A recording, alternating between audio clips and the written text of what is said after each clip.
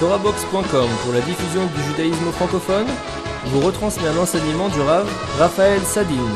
Bonne écoute et bon limoud.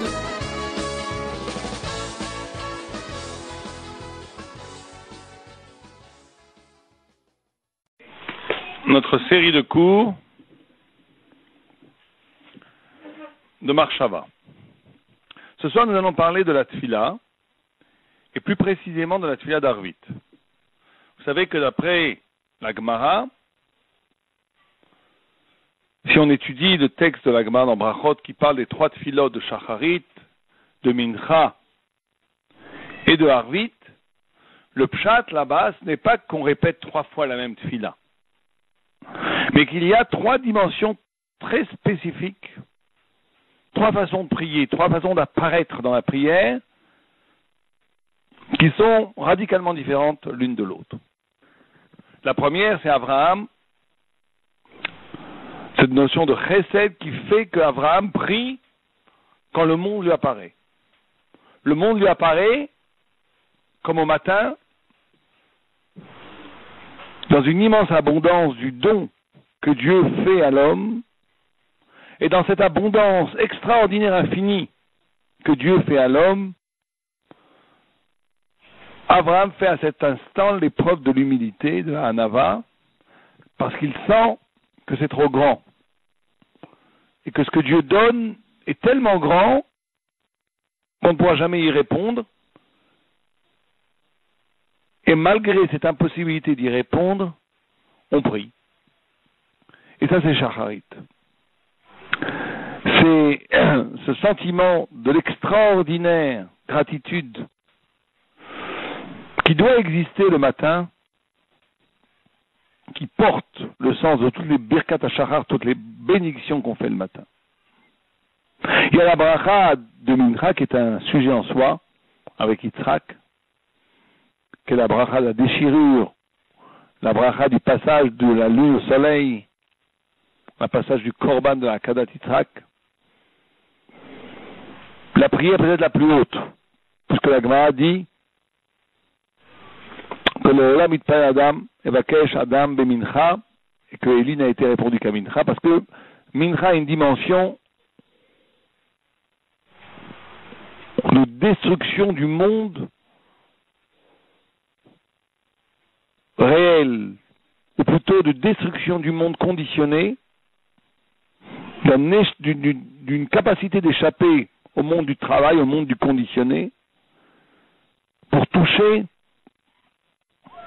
à ce qui est plus haut. Mais ce soir, nous devons parler surtout de Arvit. Or, Arvit, c'est Yaakov Avinu. Et Yaakov Avinu, la première fois qu'apparaît le concept d'Arvit, c'est dans la Gemara, il y a un mot qui est Bgia, Veivga, Yaakov. Et là-bas, Rashi dit qu'il y a eu Kitsur à derrière, qu'il y a eu un S, qu'il est arrivé de façon impromptue à l'endroit où le temple à Harabait, qu'il y a eu comme une contraction et de l'espace et du temps. Et Rashi, pratiquement dans le même souffle, dit qu'à ce moment-là, Yaakov a instauré la Tfila de Arvit. Et à première vue, la grande question sur Rashi, c'est quel rapport? Quel rapport y a-t-il entre,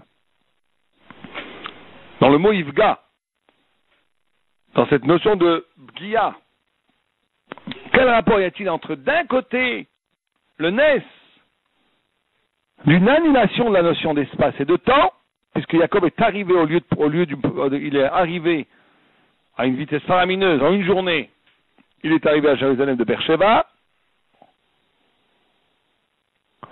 et par ce fait, Dieu a annulé la notion d'espace et de temps, et dans ce fait même-là, dans ce phénomène même-là d'annulation d'espace et du temps, surgit la Tfila de Arvit. Et quel est donc le sens de ce lien profond que fait Rashi dans son Pérouche? Or, on sait que Arvit, c'est la prière de la Emouna, de la foi. de la foi. Emunatra baleilot. La nuit, c'est le nom de la foi. Pourquoi? Parce que la nuit, c'est le nuit réel. La nuit éprouvée de façon réelle, vécue de façon réelle. C'est le reflet du néant. C'est, si on oserait dire, la présence de l'absence. C'est le fait que tout ce qui nous entoure s'évanouit, sombre dans les ténèbres. Or, justement, dans cette disparition du monde, surgit la notion d'un lieu qui n'est pas celui du monde. Et c'est ce que dit la Gemara quand la Gemara elle dit, ce n'est pas le monde qui est le lieu du Dieu, mais c'est Dieu qui est le lieu du monde.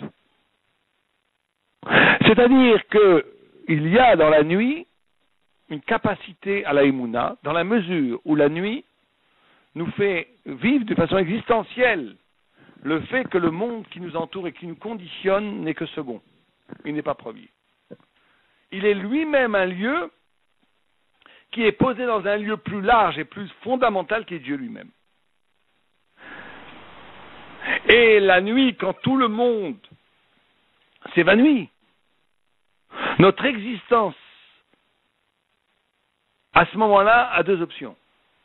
Ou bien s'endormir, refuser l'expérience spirituelle qu'impose la nuit, et tomber dans la somnolence, dans l'oubli de la question, ou bien s'éveiller à une question qui se dit, si ce monde-là s'évanouit, et que j'existe encore, c'est que mes racines, que mon réchit, que ce qui me constitue n'est pas le monde, mais quelque chose qui est plus ancien et plus radical que le monde. Et donc cette nuit, dans ce néant même, d'une façon dialectique, c'est la possibilité d'atteindre quelque chose qui est un surplus d'être, et qui est la présence à Dieu. Et ça, c'est le début de Arvit. C'est-à-dire qu'il y a dans cette notion de Bgia, une notion de violence, qu'il y a c'est de s'accrocher à quelque chose, de rentrer dans quelque chose, de tout son être. Quelle est la définition de la Emouna? Vous savez que pour la Torah, la Emouna, ce n'est pas croire en Dieu. Ce n'est pas une croyance intellectuelle en Dieu. La Emouna, ça vient de Ne'eman.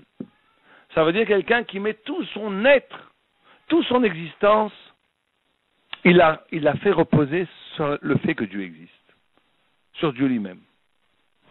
C'est-à-dire qu'on peut tout à fait croire en Dieu,